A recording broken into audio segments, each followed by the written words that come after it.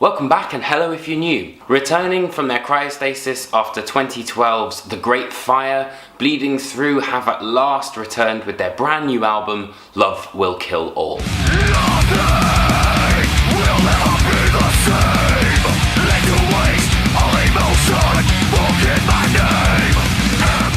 Bleeding Through are the OG Orange County bruisers that were responsible for The Truth and This Is Love, This Is Murderous.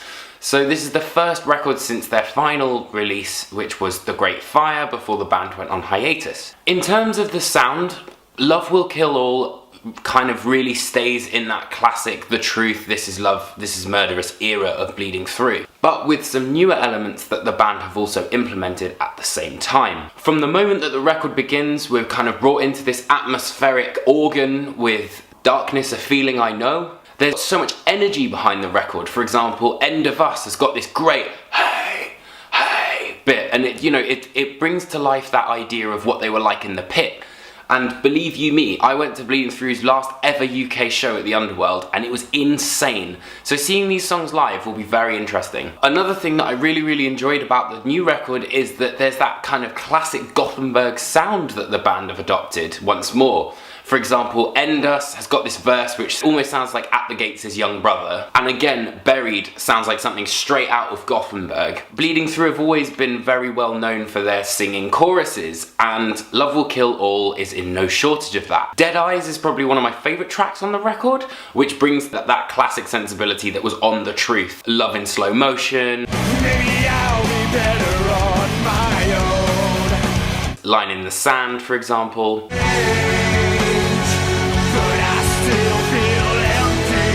But again, you can hear it here on Fade Into Ash.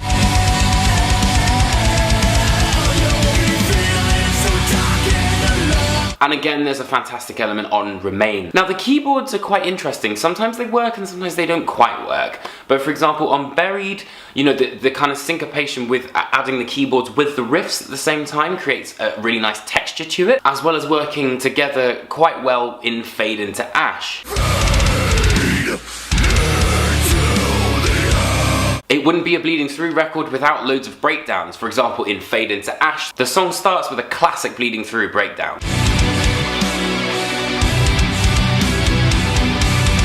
There's an absolutely fantastic breakdown on Slave, which is arguably, I think, one of the heaviest tracks Bleeding Through have ever recorded. There's also a wicked little Easter egg for fans in No One From Nowhere. There's a little sentence where Brendan says, "Revenge I seek," which I thought was really cool. There's also elements of songwriting that are absolutely genius. For example, on Fade Into Ash, where the band goes straight into the chorus and it's incredibly streamlined.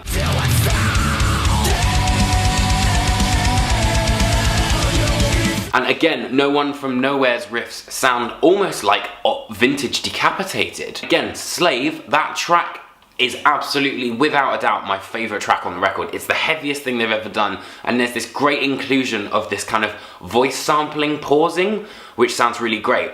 And again, owing to Mick Kenny, who if you're not familiar with, is in Anal Nathrak, has got this really kind of compressed production, and it really makes every riff sound like a smack in the face. However, there are some negatives. For example, No Friends is easily the cheesiest song on the album. It starts off with this weird BT 2018 thing, which I think is really kind of cheesy. There's the final section of the track where it says "Take Me Down," and you don't even need it. The band could have just finished it. So it is just somewhat slightly cheesy, and I also feel that the songs, although they are great, they're just lacking somewhat. There's something there that's not quite bringing you in. There are also some elements where the keyboards sound somewhat out of place as well, particularly in Set Me Free. And Set Me Free itself is an interesting song, but there are elements where it just doesn't really kind of go anywhere. In terms of the artwork, I really liked the artwork. I thought it was a great homage to the classic kind of Bleeding Through. It reminded me of The Truth and This Is Love, This Is Murderous, that kind of like romantic death that they kind of have always had with them. Overall, the songs, although they may be very good, feel like they are lacking somewhat. I can't quite put my finger on it, but I just feel like they just needed that little extra thing, just maybe an extra bridge or something slightly different.